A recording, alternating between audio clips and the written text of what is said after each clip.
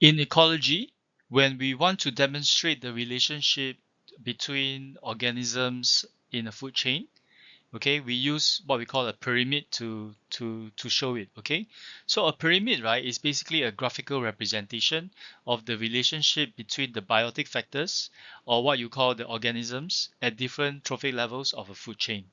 Okay, so please take note, right, that if you want to demonstrate or draw a pyramid, you will have to start from a bottom to a top kind of a relationship. So the first trophic level is always at the bottom, and as you move on to the second and to the third trophic level, okay, it is from a bottom to an upward form of orientation. The length of each bar will represent the quantity, and in this case, right, you will learn two types of quantities. Firstly, you will learn what is a pyramid of numbers in this session, and secondly, you will learn what is a pyramid of biomass. All right? Okay, so these two will be the highlight for this particular session. Now, please take note, right, that each trophic level in a pyramid is of the same height. Okay, so if you take a look at this particular pyramid, there is a discrepancy, or rather there is a slight small little mistake. Okay, you can see, right, that the tertiary consumer over here is thicker, is much higher than compared to the others. Okay, so actually this is not allowed. All of them has to be of the same height. Okay, so please take note. So let me start with the pyramid of numbers. A pyramid of numbers, right, is basically to demonstrate the relationship of the different trophic levels in terms of total population number. Hence the name pyramid of numbers. Okay, it is typically in an upright shape, but there are variations. Okay, and this variation, right, is actually quite big, and I will demonstrate to you two variations in the next slide. But let's go on to why is there a variation. Okay, so this pyramid of numbers, right, does not take into account the size of an organism. So the word number, right, the number of an organism is a little bit subjective, because I can have one elephant and one rat, but it is still one, right? But the size is different, it's very, very different. So this limitation of this pyramid demonstration, right, does not really consider the size of the organism. And since we're talking about the size of an organism, it also does not consider the age of the organism, because age is relative to size, right? And because of this, right, there are two variations, okay? So variation one, right, is when the producer is a large organism.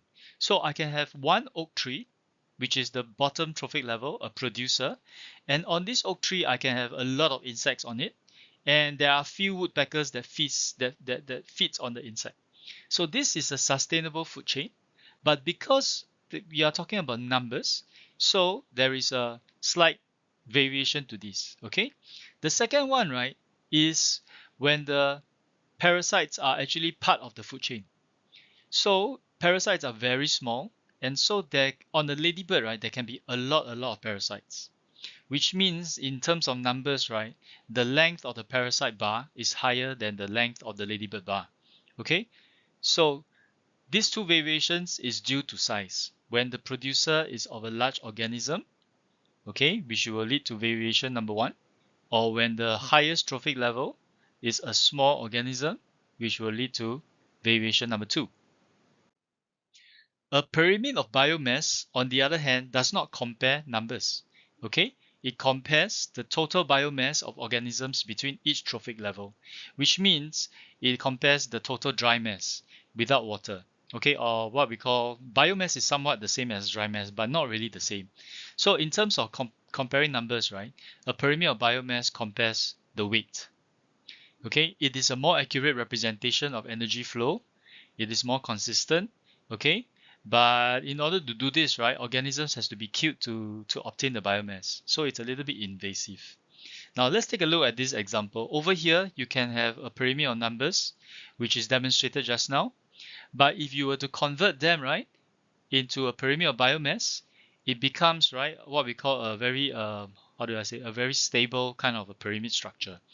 Okay, so a pyramid of biomass is definitely more consistent.